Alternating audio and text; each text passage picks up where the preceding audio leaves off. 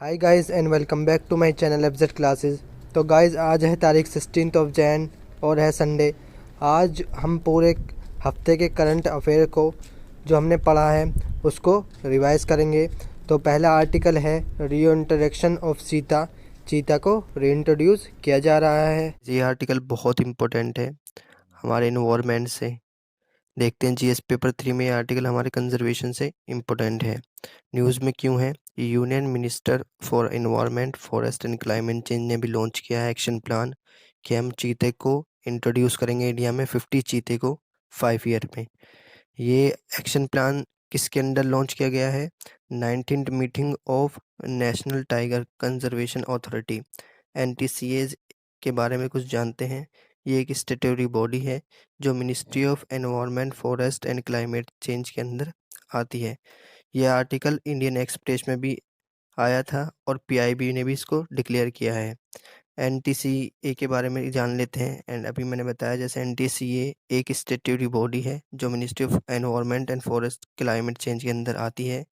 ये बनाई गई थी 2005 में। किसकी रिकमेंडेशन पर? टाइगर टास्क फोर्स की रिकमेंडेशन पे। ये किसके अंदर बनाई गई थी? Wild life protection act 1972। चीत री इंट्रोडक्शन के बारे में थोड़ा सा जान लेते हैं। Reintroduction of species means releasing it in area where it is a capable of surviving. यानी कि स्पीसीज को री इंट्रोड्यूस करना ऐसी जगह जहाँ पर वो रह सकती हों। चीता ओनली लार्ज कार्निवोरस है। रीज़न फॉर द एक्सटिंक्ट, क्यों ये एक्सटिंक्ट होते जा रहे हैं? हंटिंग की वजह से, डिमिनिशिंग हैबिटेट की वजह से, non availability of enough prey black buck gazelle की वजह से। The advent of climate change and growing human population have only made this problem worse. यानी कि क्लाइमेट चेंज, पॉपुलेशन, पॉल्यूशन बहुत बड़ा है जिसकी वजह से एक्सटिंक्ट हुए जा रहे हैं। द चीता was declared extinct in the country 1952। 1952 में इसको एक्सटिंक्ट डिक्लेयर कर दिया गया था। री इंट्रोडक्शन एक्शन प्लान किसकी हेल्प से आया? With the help from the wild life institute of India and the wild life trust of India के हेल्प से आया है, जिसने मिनिस्ट्री ने कहा है कि हम 8 to 12 चीता लाएंगे from south Africa, Namibia and Botswana से। इन कंट्रीज़ में क्योंकि एनिमल्स की पॉपुलेशन ज़्यादा है और इसको मध्य प्रदेश के कूनो पालपर नेशनल पार्क में रखा जाएगा। देख लेते हैं तीनों कंट्रीज़ कहाँ पर हैं। देखते हैं आप, साउथ अफ्रीका के नामीबिया, बोट्सवाना और साउथ अफ्रीका में ये कंट्रीज़ हैं। अफ्रीका में कंट्रीज़ हैं। मध्य प्रदेश का हम कूनू पालपर नेशनल पार्क देख लेते हैं। ये रहे सेंट्रल इंडिया में। अब ये हमारा चीता इसलिए किस लिए इम्पोर्टेंट है ज़्यादा, इसलिए इस पे क्यों जोर दिया जा रहा है? क्योंकि जो हमारे प्राइमरी प्रोड्यूसर होते हैं उनको ये बीच वाले गैज़ल खाते हैं। अगर चीते को नहीं बचाया गया तो ये गैज़ल बहुत ज़्यादा बढ़ जाएंगे जिसकी वजह से हमारे प्राइमरी प्रोड्यूसर बढ़ जाएंगे बहुत ज़्यादा, जिसकी वजह से इकोसिस्टम अनबैलेंस हो जाएगा। देखते हैं हम एक एग्जांपल से। जैसे एलिफेंट ग्रास को खाता है, ऐसे लेपर्ड, चीता, लोयन एलिफेंट को खाते हैं, वरना एलिफेंट की पॉपुलेशन बहुत ज़्यादा बढ़ जाएगी। चीता क्या है? चीते के बारे में थोड़ा जानते हैं। ये एक one of the oldest big cat है species. Cheetah is also the world fastest, बहुत फास्टेस्ट लैंड मैमल है जो कि अफ्रीका और एशिया में रहता है। दो तरह के चीता हमें मिलते हैं, African cheetah and Asiatic cheetah. African cheetah भी वुल्नेरेबल कैटेगरी में है, लेकिन एशियाटिक चीता एंडेंजर है, यानी कि ख़त्म होते जा रहे हैं। अफ्रीकन चीता हमारे पास 6500 700 यानी कि 6500 और 7000 है लमसम। लेकिन हमारे पास एशियाटिक चीता 40 to 50 बचे हैं अभी। चीते के कुछ फैक्ट बताए गए हैं कि चीते का साउंड 2 किलोमीटर तक जाता है और ये फास्टेस्ट एनिमल है। आर्टिकल है वो नए ब्रिज के ऊपर है। इंडिया और नेपाल में एक नया ब्रिज बनना है।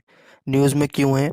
रिसेंटली यूनियन कैबिनेट ने क्लियर करा है कि इंडिया और नेपाल के बीच में एक न्यू ब्रिज बनना है जो महाकाली रिवर में बनना है, जो लिंक करेगा उत्तराखंड के धारचूला एरिया को नेपाल के धारचूला एरिया से। देख लेते हैं कि मैप में नेपाल कहाँ है। ये है हमारा महान भारत और इसके नेबर कंट्री है नेपाल। चाइना की भी नेबर कंट्री है नेपाल। की पॉइंट्स कुछ जान लेते हैं इस ब्रिज की। ये 3 सालों में बनाया जाएगा जो कि फ्रेंडशिप और कोऑपरेशन को इंडिया और नेपाल के इंक्रीज़ करेगा। महाकाली रिवर के बारे में थोड़ा जान लेते हैं। इस रिवर को शारदा रिवर भी बोल देते हैं और काली गंगा रिवर भी बोलते हैं उत्तराखंड में। ये जो है ये ज्वाइन करती है, किस चीज़ को ज्वाइन करती है? उत्तर प्रदेश के घाघर रिवर को, जो कि ट्रिब्यूटरी है गंगा की। इस रिवर पे बहुत सारे प्रोजेक्ट हैं, जैसे Tanakpur hydro electric project, Chamalya hydro electric project, Sada barrage. India Nepal के रिलेशन देख लेते हैं। हिस्टोरिकल टाइज में बहुत अच्छे रिलेशन है, हिस्टोरिकल, कल्चरल और इकोनॉमिक लिंकेज है, पीपल टू पीपल लिंकेज है, share similar Hinduism and Buddhism, क्योंकि नेपाल के लुम्बिनी में ही बुद्ध का जन्म हुआ था। ये जो है इनके रिलेशन किस चीज़ में अच्छे हैं? मैरिज भी होती हैं आपस में, फैमिली टाइज भी हैं, जिसको हम पॉपुलरली जानते हैं रोटी बेटी का रिश्ता। नेपाल और इंडिया ने treaty of peace and friendship of 1950 में साइन किया था। ट्रेड एंड इकोनॉमी कैसी है? जो इंडिया है वो नेपाल का लार्जेस्ट ट्रेड पार्टनर है। एंड नेपाल को देख लेते हैं। नेपाल ये रहा इंडिया के नज़दीक ही है, नेबरहुड कंट्री है। ये जूम करके इधर नेपाल है। कनेक्टिविटी देख रहे हैं, कनेक्टिविटी देखते हैं। नेपाल जो है वो सराउंडेड लैंडलॉर्ड कंट्री है, तीनों तरफ से घिरा हुआ है। पीपल टू पीपल लिंकेज है नेपाल की कनेक्टिविटी से इंडिया की कनेक्टिविटी का। और अभी मेमोरेंडम ऑफ अंडरस्टैंडिंग में नेपाल और इंडिया की गवर्नमेंट ने इलेक्ट्रिक रेल ट्रैक लिंकेज किया था काठमांडू से, काठमांडू नेपाल में और रैशुअल इंडिया में। डिफेंस कोऑपरेशन में देख लेते हैं। अब बहुत सारे हम असिस्टेंस प्रोवाइड करते हैं नेपालीज आर्मी को मॉडर्नाइजेशन पे। जैसे हमने गोर का रेजिमेंट साइन किया था, और दोनों के बीच में जो एक्सरसाइज होती हैं वो एक्सरसाइज होती है Surya Kiran exercise. Cultural ties देख लेते हैं। इंडिया ने नेपाल के साथ एक सिस्टर सिटी एग्रीमेंट साइन किया था। सिस्टर सिटी का मतलब क्या है? जैसे काठमांडू और वाराणसी दोनों में टेम्पल के लिए फेमस है। लुम्बिनी और बोधिया ये बौद्ध से फेमस है। और जनकपुरी को अयोध्या में राम का जन्म हुआ था, और जनकपुरी वहाँ के लिए फेमस है नेपाल के लिए। ह्यूमैनिटेरियन असिस्टेंस हम क्या प्रोवाइड कराते हैं? जैसे आप जानते हैं कि नेपाल की लोकेशन के हिसाब से वहाँ पर अर्थक्वेक और फ्लड्स बहुत सारे आते हैं, तो हम उन्हें ह्यूमैनिटेरियन असिस्टेंस भी प्रोवाइड करते हैं। मल्टीलेटरल पार्टनरशिप कहती है कैसी हैं दोनों कंट्रीज़ की? दोनों कंट्रीज़ बिम्स्टेक में पार्टिसिपेट करती हैं, सार्क में पार्टिसिपेट करती हैं, नॉन अलाइन मूवमेंट में पार्टिसिपेट करती हैं। इश्यूज़ क्या हैं? Issues and challenging China's intervention, क्योंकि चाइना का इंटरवेंशन बहुत ज़्यादा है नेपाल में। नेपाल लैंडलॉर्ड कंट्री है, इस वजह से चाइना का इन्फ्लेशन बहुत ज़्यादा है। चाइना बहुत ज़्यादा इन्वेस्ट कर रहा है नेपाल में आज के दिनों में। चाइना जो है बताता है कि नेपाल क्या है कि पार्टनर है बेल्ट एंड रोड इनिशिएटिव का। बेल्ट एंड रोड इनिशिएटिव क्या है? आप जानते हैं कि पूरी दुनिया को चाइना ट्रेड के माध्यम से घेरना चाहता है, वो चाहे वो सिल्क का माध्यम हो। बॉर्डर डिस्प्यूट क्या है? एक बॉर्डर डिस्प्यूट उठा था नवंबर 2019 में, जब नेपाल ने कहा दिया था कि इंडिया के एरिया जो है काला पानी, लिम्पियादूरी एंड लिम्पू लेक जो है वो हमारे उसमें पॉलिटिकल मैप रिलीज़ किया था। ये जो पतली सी लाइन दिख रही है ना आपको, ये जो इस वाले मैप में दिख रही है, ये लुम्पिदूर है और लिपू लेक और काला पानी, इसे अपना एरिया बता दिया था नेपाल में। ये बॉर्डर डिस्प्यूट है नेपाल के। तो आर्टिकल है, अभी इंडिया तुर्कमेनिस्तान ने डिज़ास्टर मैनेजमेंट के फील्ड में मेमोरेंडम ऑफ अंडरस्टैंडिंग साइन किया है। देख लेते हैं तुर्कमेनिस्तान कहाँ है। तुर्कमेनिस्तान सेंट्रल एशिया की एक कंट्री है, जो कि कजाकिस्तान, उज्बेकिस्तान, ईरान, अफ़गानिस्तान के साथ बॉर्डर शेयर करती है।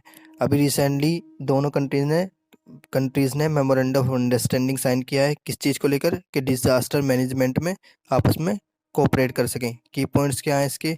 दोनों कंट्रीज़ डिज़ास्टर मैनेजमेंट में काम करेंगे आपस में, जिसकी वजह से कोऑपरेशन इंक्रीज़ होगा। डिज़ास्टर मैनेजमेंट क्या है? जैसे अर्थक्वेक, सुनामी, फायर, फ्लड वगैरह आ जाते हैं, इसकी वजह से कोऑपरेट करना सीखेंगे आपस में।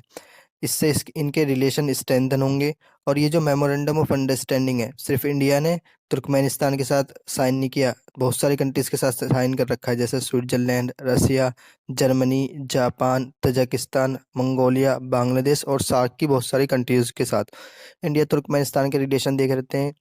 दोनों बॉर्डर शेयर करते हैं, जैसे मैंने बताया कजाकिस्तान के साथ, उज्बेकिस्तान के साथ तुर्कमेनिस्तान अपने बॉर्डर शेयर करता है, अफगानिस्तान के साथ, ईरान के साथ। दोनों ने अभी इंडिया ने कनेक्ट सेंट्रल पॉलिसी चलाई थी 2012 में। इंडिया ने अभी अशगाबाद एग्रीमेंट भी साइन किया। अशगाबाद एग्रीमेंट क्या है? कि छावर पोर्ट से सेंट्रल एशिया तक पहुंचना, लेकिन अभी यहाँ पर यूएसए के सैंक्शन लगे हुए हैं, इस वजह से ये अशगाबाद एग्रीमेंट अभी बीच में ही रुका हुआ है। देख लेते हैं तुर्कमेनिस्तान कहाँ है। आईटीईसी अभी तुर्कमेनिस्तान के ट्रेनिंग प्रोवाइड कराता है इंडिया ITEC के थ्रू, Indian technical and economic cooperation programme. Turkmenistan India को सपोर्ट भी करता है UN सिक्योरिटी काउंसिल में, जिसमें कि 15 मेंबर होते हैं, जिसमें से 5 परमानेंट मेंबर होते हैं, 10 नॉन परमानेंट मेंबर होते हैं। कहता है कि रिफॉर्म करो, इंडिया को UN में परमानेंट मेंबरशिप दो। ये तुर्कमेनिस्तान इंडिया को सपोर्ट करता है। देख लेते हैं, अभी इंडिया ने सेंट्रल एशिया डायलॉग चलाया था, जिसमें सेंट्रल एशियन कंट्रियों को बुलाया था, कजाकिस्तान, किर्गिस्तान, तजिकिस्तान, तुर्कमेनिस्तान और उज्बेकिस्तान को अपने 26th रिपब्लिक डे पर। कल है चाइना ने अपने आप को जो है डेवलपिंग कंट्री में टैग करा लिया है WTO में। अब डेवलप्ड कंट्री ने डेवलपिंग कंट्री में क्यों टैग कराया, इसके पीछे का रीज़न हम आगे वीडियो में देखेंगे। जब न्यूज़ में क्यों है, क्योंकि चाइना ने अपने आप को WTO में डेवलपिंग कंट्रीज़ में टैग करा लिया है, जिसकी वजह से WTO के मेंबर्स में बहुत सारे कंटेंशियस इश्यूज उठ गए हैं, जिसमें कि यूरोपियन यूनियन ने और इंडिया ने इस चीज़ की निंदा की है। इसके की पॉइंट क्या है, WTO जो है WTO के में भी डिफाइन नहीं है कि डेवलपिंग कंट्रीज़ और डेवलप्ड कंट्रीज़ में उसको रजिस्टर करे। कंट्रीज़ को कुछ हक है कि वो खुद अपने आप को रजिस्टर करें किस चीज़ में, डेवलपिंग में और डेवलप्ड कंट्रीज़ में। However other members can challenge the decision, लेकिन अदर मेंबर उस चीज़ को डिसीजन को चैलेंज कर सकते हैं, जैसे यूरोपियन यूनियन ने और अभी इंडिया ने चैलेंज किया है। WTO में लेक ऑफ डेफिनेशन है इस चीज़ की डेवलपिंग कंट्रीज़ की, लेकिन WTO के 2/3 मेंबर 164 के 2/3 मेंबर ने अपने आप को डेवलपिंग कंट्रीज़ में करा दिया।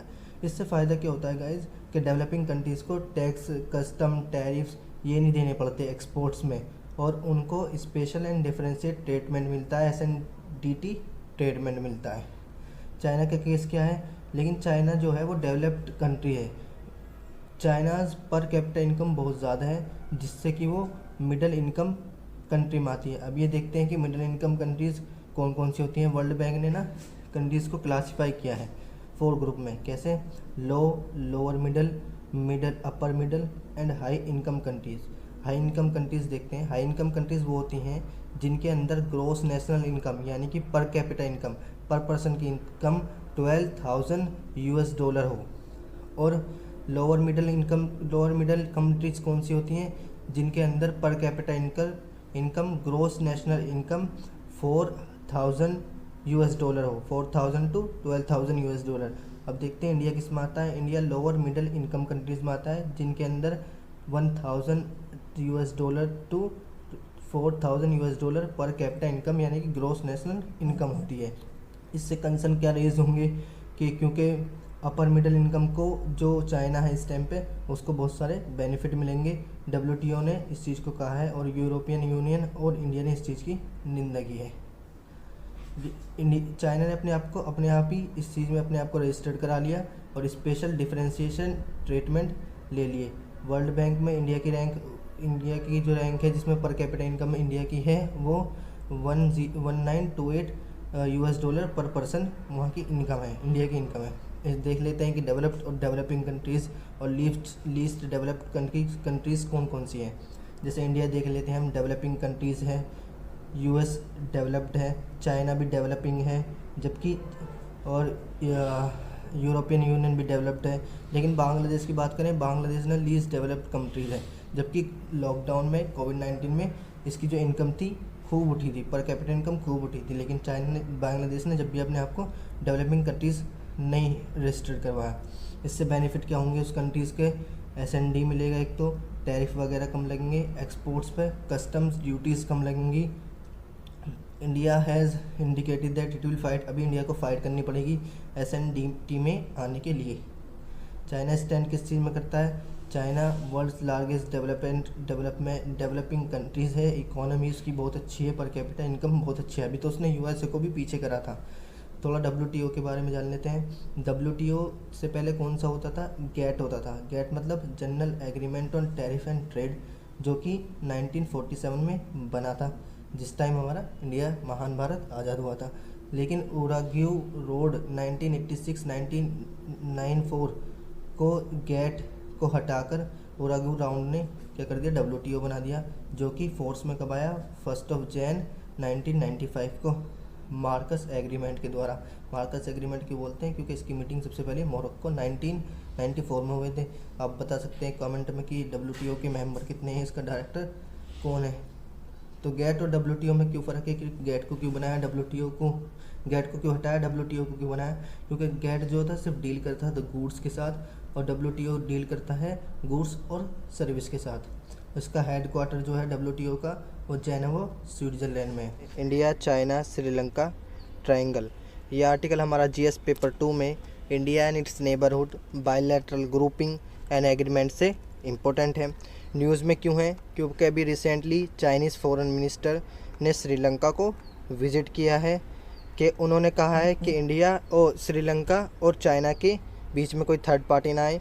थर्ड पार्टी उन्होंने निशाना बनाया है इंडिया को। देख लेते हैं श्रीलंका कहाँ है। यह है हमारा महान भारत और ये साइड में इसके श्रीलंका है। की पॉइंट्स क्या हैं जानते हैं आप। CFM यानी कि चाइनीज़ फॉरेन मिनिस्टर ने अभी श्रीलंका में विज़िट किया है। उनके 7th एनिवर्सरी पर हिस्टोरिकल टाइज़ में इन्होंने एक साइन कर रखी है, एक रबर राइस पैक्ट 1952 और रबर राइस पैक्ट, और इनके diplomatic relation between China and Sri Lanka आप जानते हैं कितने अच्छे हैं। The two engines refers to at Colombo port city बना रहा है चाइना किस चीज़ में, श्रीलंका में, और हम्बनतोता पोर्ट तो 99 ईयर्स लीज पर उसने ले ही रखा है। About China and Sri Lanka ties, largest creditor है श्रीलंका का, क्योंकि श्रीलंका में बहुत ज़्यादा इन्वेस्ट कर रखा है चाइना ने। Investment in infrastructure project, China has invested about $12 billion in Sri Lanka में इंफ्रास्ट्रक्चर प्रोजेक्ट में अभी तक इन्वेस्ट कर चुका है। Shifting interest of smaller nation में वो इंटरेस्ट करता है, फिर डेट एंड ट्रैप पॉलिसी में उसको फंसा लेता है। China pursuit in Indian ocean, और बहुत सारी कंट्रीज़ में चाइना का कंसर्न बढ़ता जा रहा है इंडियन ओशियन में। इंडिया का कंसर्न क्या है इस चीज़ को लेकर? सागर इनिशिएटिव के अपोजिट है। सागर इनिशिएटिव क्या है? Security and growth for all in a region initiative. India चाहता है कि सबको ग्रोथ कराए इंडियन ओशियन में, लेकिन ये जो है उसके अपोजिट है China. Issue impacting from 2 engines of growth, Hambantota port 99 years lease पर ले रखा है। मैंने अभी आपको बताया था यह है Hambantota port. String of pearls strategy में सबको फंसा रहा है। स्ट्रिंग ऑफ पेल्स क्या है ये देख रहे हैं आप। CPEC है कॉरिडोर, कहाँ से? CPEC कॉरिडोर है POK से ग्वादर पोर्ट तक, और ये मालदीव्स में इन्वेस्टमेंट कर रखा है, श्रीलंका में हम्बनतोता पोर्ट, और म्यांमार में बहुत सारा इन्वेस्टमेंट कर रखा है, इसलिए इंडिया को जाल में फंसा रहा है। तो गाइज़ ये मैंने एक क्वेश्चन लगाया है, इसको सॉल्व करें, इसका आंसर कमेंट में दें और देखेंगे। तो आज आपको मैप में देखना है नौरू और एक UPSC प्रीलिम्स प्रीवियस ईयर का सॉल्व करेंगे with reference to India in terms हालबी हो एंड काउ परटेन टू। ये हालबी हो और काउ किससे बिलोंग करता है? Dance forms of north west India, music infrastructure, pre historical cave paintings, tribal language. आप इन दोनों का आंसर कमेंट में दे सकते हैं। चलिए अपने रोज़ के डिस्कशन पे आगे बढ़ते हैं। तो आज का पहला आर्टिकल है हेनली पासवर्ड इंडेक्स आई है 2022 में। न्यूज़ में क्यों है? क्योंकि अभी इसमें इंडिया की रैंक 83rd आई है हेनली पासवर्ड इंडेक्स में 2020 में। जो पहले की इंडिया की रैंक थी वो 2021 में 19th रैंक थी, जो कि 7 रैंक से इंडिया ने जंप किया है। इसके की पॉइंट डाल लेते हैं। हेनली पासवर्ड इंडेक्स क्या होता है? ये बताता है कि उस कंट्री का पासवर्ड कितना स्ट्रॉन्ग है, और वो कंट्री अपने पासवर्ड से, उस कंट्री के पर्सन अपने पासवर्ड से कितनी डेस्टिनेशन को टूर कर सकते हैं। ओरिजिनली इसको क्रिएट किसने किया है? डॉक्टर क्रिश्चियन H हेलेन ने, जो किसके चेयरमैन है। इसका डाटा जो है बड़ा एक्सक्लूसिव है, इम्पोर्टेंट है। कहाँ से लिया जाता है? International air transport association IATA से। ग्लोबल रैंकिंग क्या है? अब देख लेते हैं, कोई टॉप पे आया होगा, कोई बॉटम पे आया होगा। तो टॉप पे कौन आया? जापान और सिंगापुर ने इस इंडेक्स में टॉप किया है। जर्मनी, साउथ कोरिया ये भी इनके साथ हैं। Finland, Luxembourg, Spain shared third place पर ये सब आए हैं। अफ़गानिस्तान और इराक सबसे बॉटम में आए हैं इस हेनली पासवर्ड इंडेक्स रैंक में। इंडिया का परफॉर्मेंस कैसा है? 2020 में कैसा था? 84th रैंक थी। 2016 में 85 थी, जबकि माली की और उज्बेकिस्तान की भी यही थी। जबकि इंडिया ने ग्रोथ किया है 2022 में, जो कि इंडिया की रैंक आई है 83rd। अब इंडिया इस चीज़ से बिना वीज़ा के कितना घूम सकती है? 60 डेस्टिनेशन इंडिया का पर्सन घूम सकता है। 83rd रैंक के द्वारा, और ओमान और अर्मेनिया भी यही घूम सकते हैं, जबकि इंडिया ने 2006 से 35 डेस्टिनेशन ऐड की हैं। तो गाइस वीडियो को लाइक करें। अगला आर्टिकल है नेशनल यूथ डे 2022। यह आर्टिकल हमारा जीएस पेपर 1 में इम्पोर्टेंट पर्सनैलिटी और प्रीलिम से इम्पोर्टेंट है। न्यूज़ में क्यों है? क्योंकि अभी नेशनल यूथ डे बनाया गया है 12 जैन को, to observe the birth anniversary of Swami Vivekananda की बर्थ एनिवर्सरी पे। क्योंकि गाइज 1999 में यूनाइटेड नेशन ने डिसाइड किया था इंटरनेशनल यूथ डे 12 अगस्त को एवरी बनाने के लिए।